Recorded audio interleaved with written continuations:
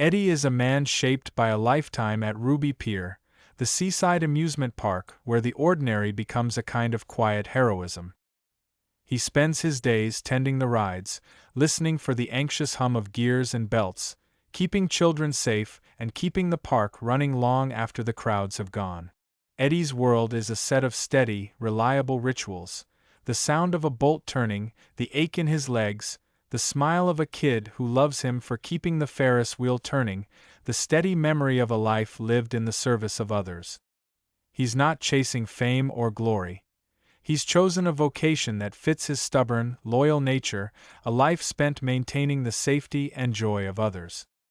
He has carried the weight of a war, a father's harsh discipline, a mother's tenderness, a brother's rough affection, and a love he scarcely believed could endure the long, ordinary days that followed the extraordinary ones. Eddie's death comes as a shock only in its suddenness. On the park's new Freddy's Free Fall ride, a ride that should be safe and thrilling, a moment of failure threatens a crowd of people, and Eddie's instincts kick in. He acts to save others, even as the cables give way and the world folds inward in a single, human heartbeat. The moment of his death is rendered not as a grand gesture but as the quiet, almost invisible tug of a single thread, a mother's scream, a child's fear, a man's impulse to prevent harm. In the span of a breath, Eddie's life ends, and a different kind of life begins. He wakes in a place that feels half familiar and half strange, a teacup-shaped, carnival-like corner of Ruby Pier from his own childhood, a childhood place where the old spinorama and the clamor of a different pier still hum with possibility. Eddie discovers he can walk again, run again, move without pain. But this is no postcard heaven. It's a liminal space where heaven is not a reward for bravura but a chance to understand how his life touched others. He learns quickly that this heaven is built on revelations, not on rest. To progress, he must meet 5 people who played a part in his life, people whose appearances have the power to explain the knots in his own story. The first of these visitors is the Blue Man, a figure seen in a memory that feels both distant and intimate. The Blue Man's skin carries the marks of a life lived on the margins, the scars of a boy who grew up with fear and a fear of medicine, a man who found himself on the wrong side of a world that didn't understand him. He's a quiet, soft-spoken guide who reframes heaven as a place where meaning is made, where the threads of a life are tied to the lives of strangers in a way that cannot be undone. Nothing in life is random, the Blue Man insists. Every action touches someone else. The Blue Man's own story, his immigrant background, his avoidance of medicine, the way he ends up blue not by malice but by circumstance, becomes a stark, intimate reminder that the world is a web of cause and effect, a tapestry of moments that ripple outward in ways we cannot always see. Strangers are just family you have yet to come to know, he tells Eddie, inviting him to see the people he has touched as kin in a larger human story. The Blue Man's life and his death illustrate the book's central truth.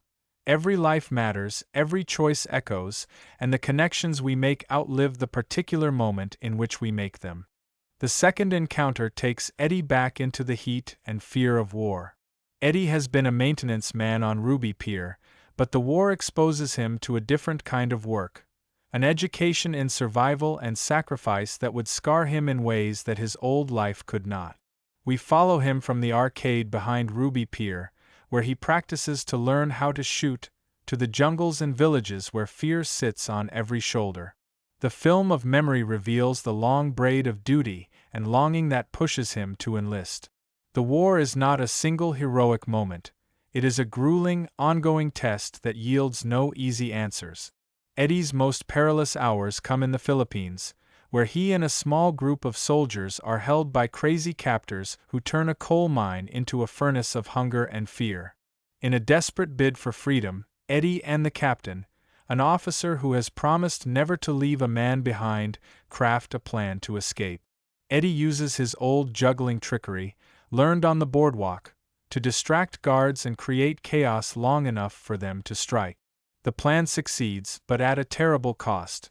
The captain is killed in a mine strike, and Eddie is wounded, carrying a heavy leg injury home with him.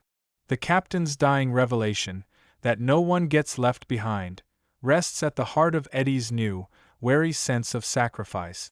It reframes Eddie's anger into a broader understanding of loyalty and care, teaching him that sacrifice is less about what one loses than about what one passes along to others.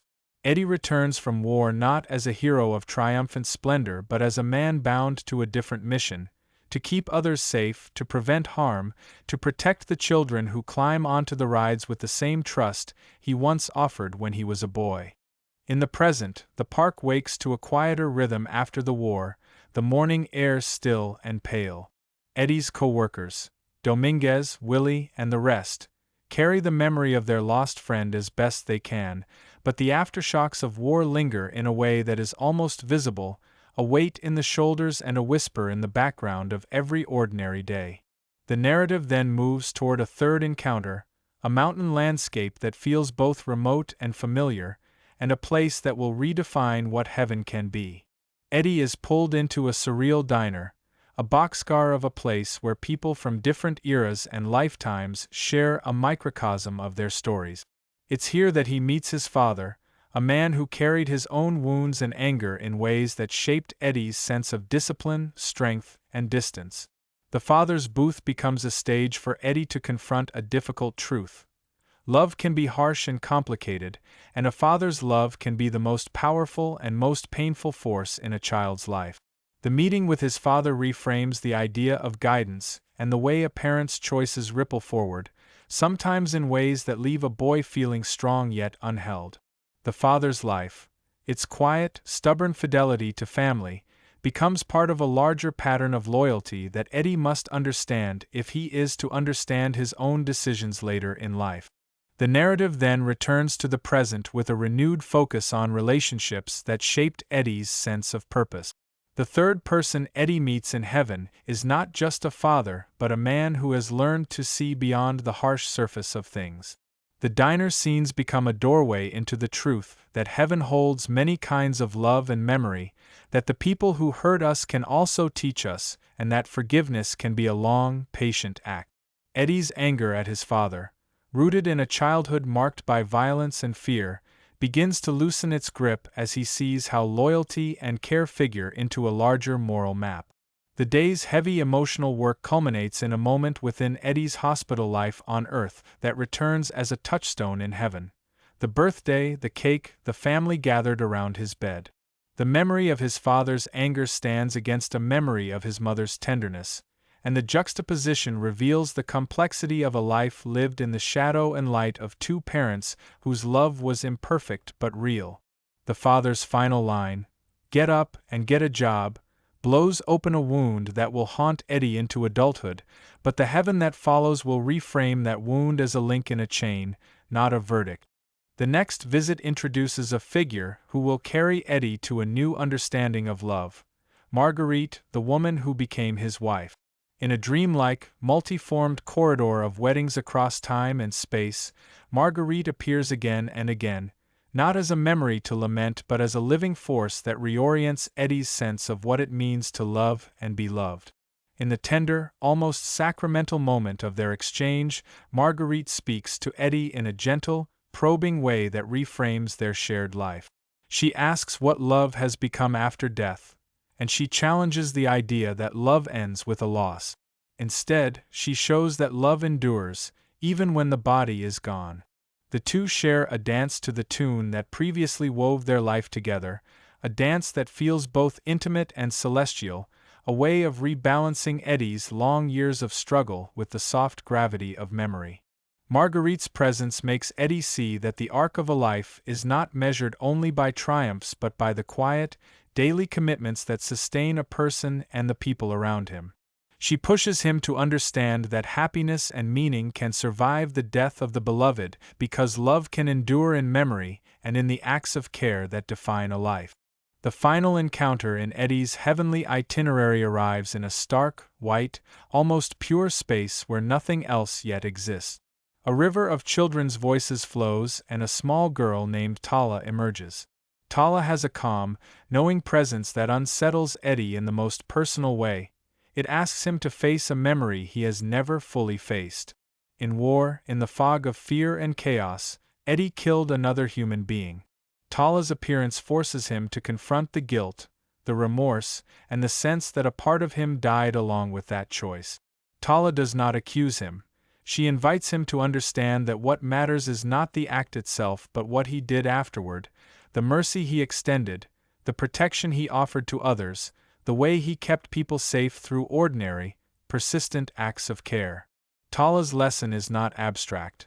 It is a declaration that the person you killed does not define your life, but your response to that guilt, your attempt to prevent harm, to shield others, to keep children from danger, defines your legacy. The river scene crystallizes the central paradox of the book. A life marked by small, steady acts of maintenance can become a force of healing and protection on a scale that defies its apparent modesty. Tala's guidance culminates in a revelatory moment. Eddie's work, the maintenance that keeps Ruby Pier safe, was not a trivial background. It was the very thing that kept countless lives from harm.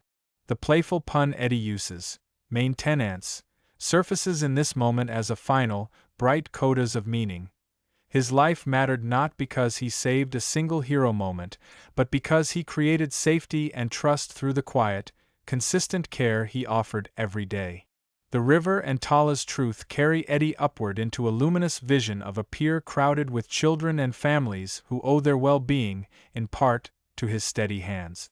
The 5 encounters cohere into a single, unbroken chain, a life understood through the people it touched, a heaven opened as a loom of memory and meaning rather than a retreat from the world's responsibilities. The journey does not end with a solitary, private bliss. Eddie's ascent brings him back into the orbit of Marguerite, and the two are united at the top of a white Ferris wheel, a symbol of a shared home found beyond death. The chorus of voices Eddie has gathered, the Blue Man, the Captain, Ruby, Marguerite, Tala, rises in a single, resonant refrain, home. The sense of belonging is not a retreat from life but a culmination of it, a recognition that the life he lived on earth was never truly ordinary. His preservation of children, his care for strangers, his willingness to risk his own safety to protect others, all of it has created a kind of radiance that follows him, even into the next life. The final sense of wholeness comes not from an act of grand sacrifice but from the quiet, ordinary work of keeping the world safe and gentle for those who come after. When Eddie's earthly life returns to the living world in memory, we see Ruby Pier's reopening and the continued hum of the park's attractions. Freddy's free fall becomes Daredevil Drop, a sign that the park endures, while Eddie's apartment goes to someone else and his job is carried forward by a colleague. The maintenance shop key remains a symbol of Eddie's legacy, a reminder that his life has left a blueprint others can follow.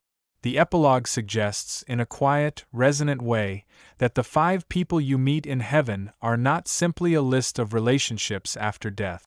They are a chain of memory and influence, a way of understanding that every life touches another in a never-ending cycle of impact. The living world and the beyond exist as one continuous story, each life contributing to a greater chorus than any one person could sing alone. In the closing meditation, Albom returns to a simple, powerful truth. Time is the shared thread that binds all lives, and what we do with the time we have defines the heaven we inhabit. The image of a long line waiting to hear the answer to a life's question, why you lived and what you lived for, brings the book full circle. The world remains crowded with ordinary miracles, the steady maintenance that keeps a park a safe place for children, the small kindnesses that ripple outward, the memory of love that sustains us after loss. The 5 people Eddie meets in heaven are not distant abstractions but living echoes of the day-to-day choices that make a life worth living. The book ends with a quiet assurance. Every life touches another, and the world is one vast network of memories and meanings that we all help to write together.